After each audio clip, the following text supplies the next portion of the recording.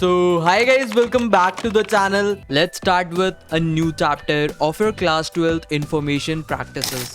तो यार डिस्क्रिप्शन में तुम्हें हमारी वेबसाइट की लिंक मिल जाएगी. जैसे इधर तुम सिलेबस पर क्लिक करोगे तुम्हारा ऑफिशियल सिलेबस खुल जाएगा फॉर योर सेशन 2026-27. नीचे स्क्रॉल करना. आज की वीडियो में हम तुम्हारे unit 1 that is data handling using pandas 1. Last video में हमने सीरीज काफ़ी डिटेल में और जितने भी टॉपिक्स मेंशन्ड है हमने A to Z सारे कवर कर लिए थे. आज की वीडियो में हम पूरा का पूरा डेटा फ्रेम्स निपटाने वाले. सो लास्ट वीडियो में हमने सीरीज डेटा स्ट्रक्चर अच्छे से कवर करा था. आज we are gonna cover your another data structure that is data frame. So exam में आ जाए व्हाट इज डेटा फ्रेम तो लिख आना. A data frame is a 2D labeled data structure just like a table capable of holding any data type. तो यार data frame से जो स्ट्रक्चर फॉर्म होता है वो एक टेबल की तरह दिखता है जो कुछ ऐसा दिखता है. सीरीज में हम बस एक ही कॉलम इनपुट करा सकते थे बट डेटा फ्रेम के अंदर हम मल्टीपल कॉलम्स इनपुट करा सकते हैं. आओ प्रैक्टिकल कर देखते हैं मैं क्या कहना चाह रहा हूँ. ये पाइथन का ऑनलाइन कंपाइलर है जिसका लिंक तुम्हें डिस्क्रिप्शन पे मिल जाएगा. यहाँ पर तुम आकर प्रैक्टिस कर सकते हो. सबसे पहले मैं कोड लिख देता हूँ फिर समझाऊंगा.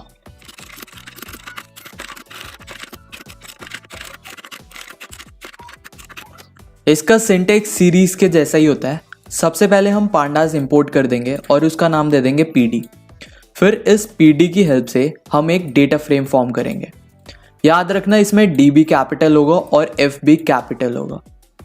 इन ब्रैकेट के अंदर हम कुछ भी इनपुट दे सकते हैं. अभी पहला एग्जांपल हम एक एम्प्टी डेटा फ्रेम बनाकर देखते हैं इसलिए हमने कुछ भी इनपुट नहीं लिया. हमने हर चीज़ को स्टोर करा दिया एक वेरिएबल के अंदर जिसका नाम है माई डेटा. अब इसको प्रिंट करा के देखते हैं क्या आउटपुट आता है. तो यार देखो इसने दिखा दिया कि तुम्हारा डेटा फ्रेम एम्प्टी है और कॉलम्स भी खाली है इंडेक्स भी खाली है. अब सीरीज में हम क्या पास करते थे एक एरे. चलो एक एरे पास करा कर देखते हैं. मैंने एक एरे पास करा दिया. देखो इसके अंदर भी सबसे पहले हमें इंडेक्सिंग मिल गई 0 1 2 और जो भी हमने डेटा पास करा है 10 20 30 वो एज इट इज़ इधर आ गया. इसमें एक एडिशन किया हुआ है. इसने एक कॉलम की हेडिंग दे दी. कॉलम की हेडिंग हमने कुछ नहीं दी थी इसलिए इसने default value they the that is 0. अब आओ इंडेक्स भी चेंज करके देखते हैं और कॉलम की हेडिंग भी चेंज करके देखते हैं. तो डेटा फ्रेम का सिंटेक्स होता है सबसे पहले तुम डेटा पास करा दो जो भी तुम्हें कराना है. उसके बाद जो भी तुम्हें इंडेक्स का नाम देना है या इंडेक्स की वैल्यूज देनी है वो पास करा दो.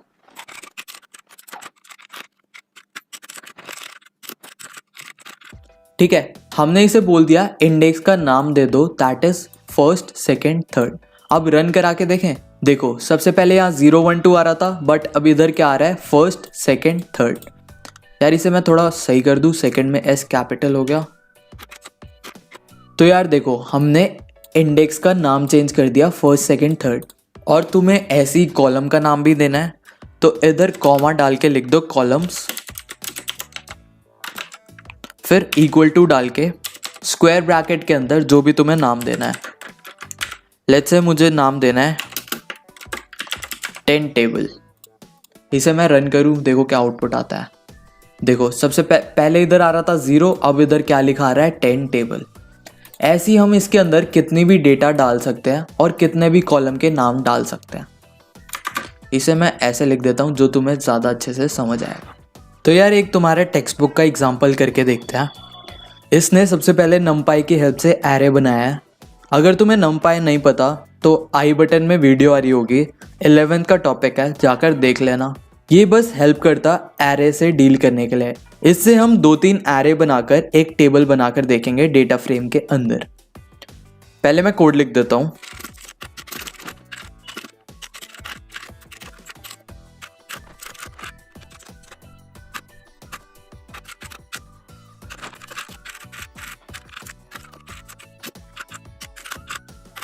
तो यार देखो हमने 3 एरे बना ली. किसकी हेल्प से नमपाई की हेल्प से.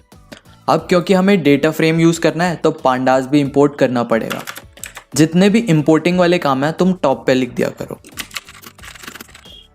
अभी तक हमने क्या किया है numpy को इंपोर्ट करा है, उसका नाम दे दिया np। इस np की हेल्प से हमने एक लिस्ट को किस में कन्वर्ट कर दिया, एरे के अंदर। अब हम देखेंगे पांडास की हेल्प से डेटा फ्रेम क्रिएट करना with the help of these 3 arrays. सबसे पहले तुम कुछ भी नाम दे दो डेटा फ्रेम का।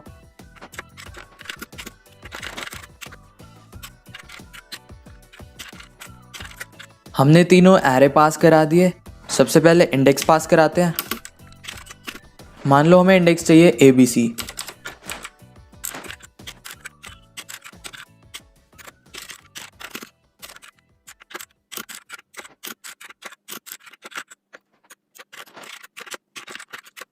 अगर तुम्हारे एग्जाम में क्वेश्चन आ जाए explain data frame with example, तो जो डेफिनेशन मैंने पढ़ाई है वो लिख देना और ये वाला एक एग्जाम्पल लिख देना। तुम्हारी मैम फैन हो जाएगी तुम्हारी।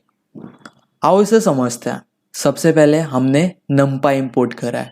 numpy तुम्हारी क्लास 11 का टॉपिक था। इससे कुछ नहीं होता, एक लिस्ट को एरे में कन्वर्ट कर सकते हैं। तो इस numpy को हमने नाम दे दिया np और np की हेल्प से हमने एरे बना लिया। ऐसे करके हमने 3 एरे बना दिए, एरे 1, एरे 2, एरे 3, जो एज अ डेटा पास होंगे। देखो इसके अंदर ये रहा 10, 20, 30 जो हमने इधर पास करा था। फिर सेकेंड रो में हमने पास करा 100, 200, 300, तो ये इधर आ गया। फिर फोर्थ रो में हमने ये वैल्यूज दी थी, तो ये 4 वैल्यूज इधर आ गई। इसका काम कुछ नहीं है, बस एरे में कन्वर्ट करना है। उसके बाद हमने पांडास इंपोर्ट करा है क्योंकि हमें डेटा फ्रेम बनाना था। अब डेटा फ्रेम बनाने का मैंने सिंटेक्स तुम्हें बता दिया था, pd.data_frame। और उसके बाद सबसे पहले तुम्हें जो भी डेटा पास कराना है, हमें 3 एरेज पास कराने थे, तो एरे 1, एरे 2, एरे 3 पास करा दिया हमने। उसके बाद जो भी तुम्हें इंडेक्स का नाम लेना है, इंडेक्स कौन सी होती थी, ये वाली, ये जो इधर दिख रहे हैं ये होते हैं इंडेक्स के नाम। जो भी तुम्हें देने हैं वो तुम इस स्क्वायर ब्रैकेट के अंदर डाल सकते हो। फिर कॉमा लिख के जो भी तुम्हें कॉलम्स के नाम देने हैं, जैसे मेरे को इधर देने थे कैपिटल ABCD, तो मैंने इधर नाम दे दिया ABCD। हर एक चीज को मैंने किसके अंदर स्टोर करा दिया, माई डेटा के अंदर। फिर माई डेटा को प्रिंट कराया तो हमारा ये आउटपुट आ गया। एक दो बार सेम कोड लिख के देखना और पढ़कर देखना, तुम्हें और अच्छे से समझ आ जाएगा, वरना वीडियो दोबारा रिवाइंड कर लेना। तो यार ऐसी डेटा फ्रेम बनाने के तुम्हारे पास बहुत सारे मेथड्स हैं। आओ देखते हैं डिक्शनरीज की हेल्प से डेटा फ्रेम कैसे बनाते हैं।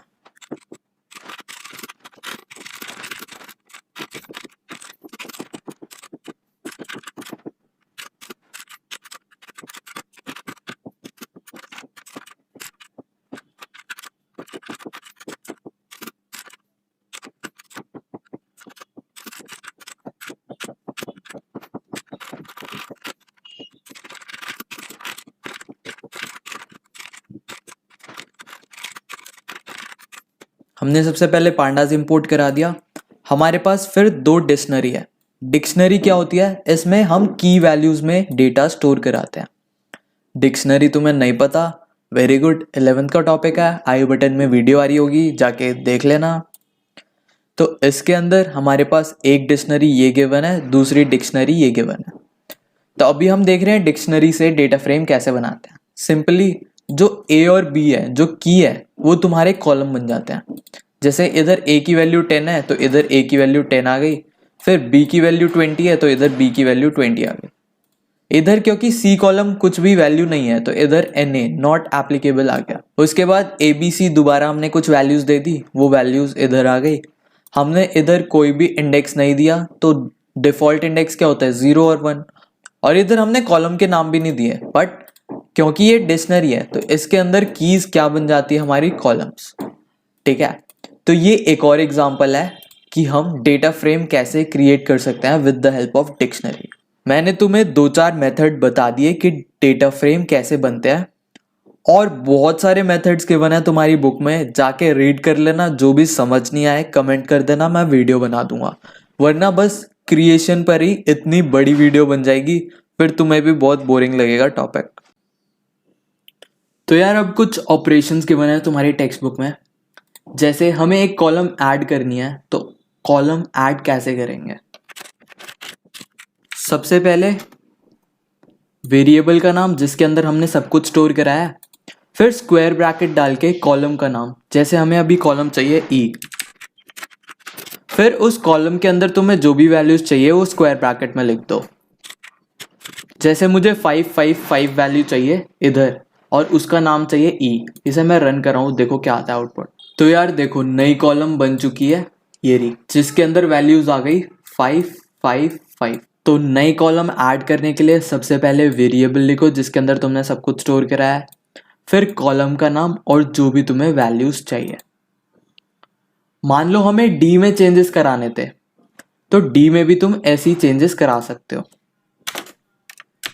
इधर लिख दो कैपिटल डी और कैपिटल डी में मान लो हमें 111 चाहिए। इसे रन करें तो देखो कैपिटल डी में वैल्यूज आ गई 111। ये सिंटेक्स क्या करेगा, अगर रो एग्जिस्ट नहीं कर रही तो वो नई रो बना देगा, क्योंकि इधर डी रो एग्जिस्ट कर रही है तो इसने उसके अंदर की वैल्यूज चेंज कर दी। हमने क्या क्या सीख लिया कि एक कॉलम ऐड कैसे करते हैं और कोई कॉलम एग्जिस्ट कर रहा है तो उसकी वैल्यू चेंज कैसे कर सकते हैं। ठीक है, अब देखते हैं कोई भी कॉलम डिलीट कैसे करते हैं।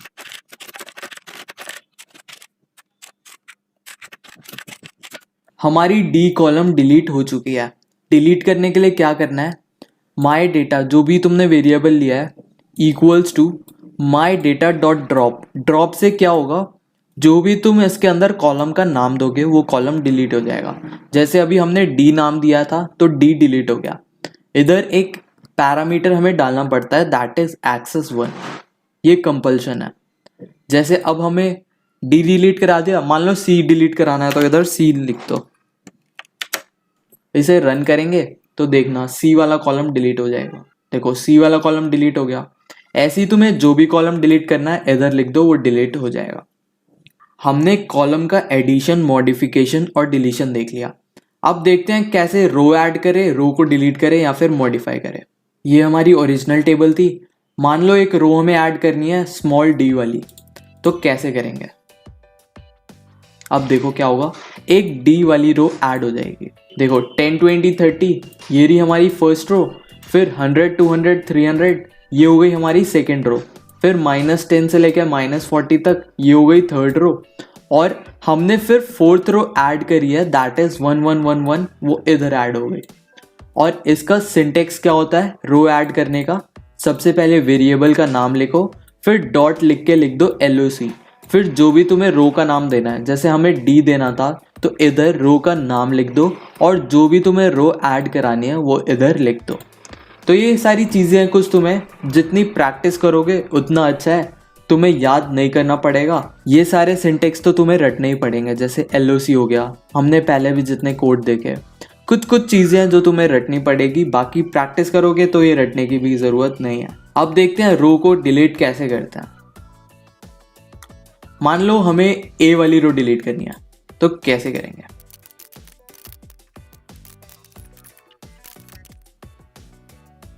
देखो इधर ए वाली रो डिलीट हो गई। अब रो डिलीट करने का सिंटेक्स क्या है, सबसे पहले वेरिएबल का नाम, फिर वेरिएबल का नाम डॉट ड्रॉप करके जो भी रो तुम्हें डिलीट करवानी थी, इधर हमने ए वाली रो जो इधर एग्जिस्ट कर रही थी बीच में वो हमने डिलीट करा दी, और इधर लिखना है एक्सेस 0। जब भी तुम्हें कॉलम डिलीट कराना होता था हम क्या लिखते थे एक्सेस 1, जब भी हमें रो डिलीट करानी है हम क्या लिखते हैं एक्सेस 0। जो चीज़ें मैं बता रहा हूँ कॉपी में नोट डाउन करते जाना, तुम्हें ऑटोमेटिकली याद हो जाएगी। तो हमने क्या क्या ऑपरेशन देख लिए। सबसे पहले कॉलम का एडिशन कैसे करते हैं, नया कॉलम कैसे ऐड करते हैं, जो एग्जिस्ट कर रहा है कॉलम उसे मॉडिफाई कैसे करते हैं, कॉलम को डिलीट कैसे करते हैं। फिर हमने देख लिया रो को अपडेट कैसे करते हैं, रो को ऐड कैसे करते हैं और रो को डिलीट कैसे करते हैं। ये कुछ ऑपरेशन हमने देख लिए। अब इसमें हम रीनेम भी कर सकते हैं, तो आओ यार रीनेमिंग देखते हैं। मान लो हमें रो में ये जो ए है इसकी जगह आलू लिखना है, तो देखते हैं कैसे लिखते हैं।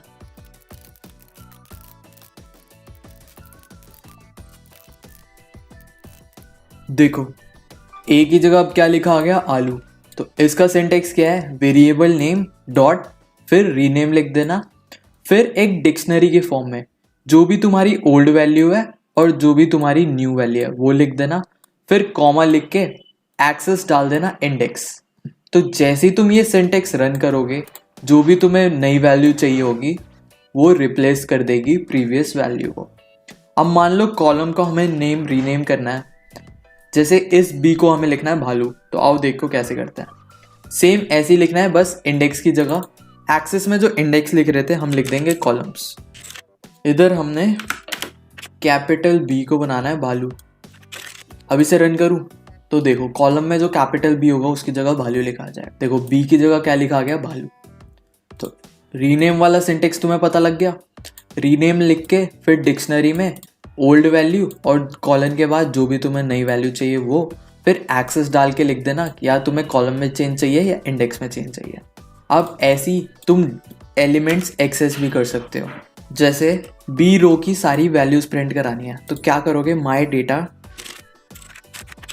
जैसे ही हम ये प्रिंट कराएं तो बस ये बी वाली रो प्रिंट करा देगा। यार इधर एरर क्यों आया पता है, क्योंकि इधर हमें स्मॉल बी लिखना था, रो में स्मॉल बी है ना कि कैपिटल बी। तो ऐसे छोटे मोटे एरर कोडिंग में आते रहते हैं, टेंशन मत लेना, बस एक बार पढ़ना तुम्हें पता लग जाएगा। हमने इधर स्मॉल बी लिखा, स्मॉल बी की वैल्यू क्या क्या थी, 100, 200, 300, तो इसने दे दी 100, 200, 300। और ये देखो एक सीरीज के फॉर्म में इसने डेटा स्ट्रक्चर हमें दिया। तो इसे बोलते हैं हम इंडेक्सिंग, कि कोई भी एक इंडेक्स देख के वैल्यू पता लगाना। तो मेजॉरिटी डेटा फ्रेम्स के टॉपिक्स इस वीडियो में कवर हो गए। वीडियो बहुत लंबी हो गई तो इस वीडियो को इतना ही रखते हैं। मैक्स टू मैक्स 10 मिनट का लेक्चर और बचा होगा और तुम्हारा ये वाला चैप्टर अच्छे से खत्म हो जाएगा। Thank you, see you in the next video.